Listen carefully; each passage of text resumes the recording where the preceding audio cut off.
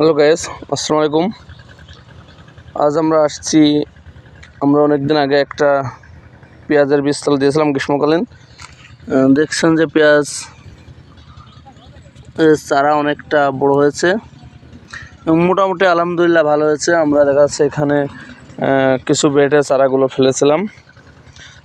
যে শেড দেওয়া হয়েছিল চারার ইসের জন্য, এটা 3 ফুট উচ্চতা করে দেওয়া হয়েছিল। মোটামুটি আলহামদুলিল্লাহ প্রত্যেকটা বেডেই মোটামুটি চারা আছে।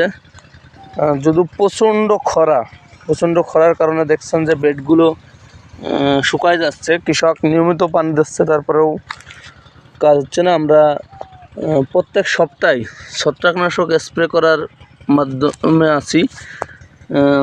খুব তাড়াতাড়ি আমরা চেষ্টা করছি যে আবার একটু ভালো হলে এটা বেড থেকে তুলে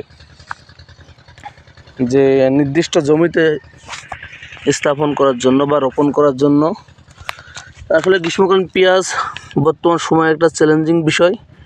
সেই হিসেবে আমার এই চাষি দেখেন দিন রাত কাজ করছে। আমার বিশ্বাস সকাল বিকেল সব সময় এর পিছনে সময় দিচ্ছে অনেক জায়গায়।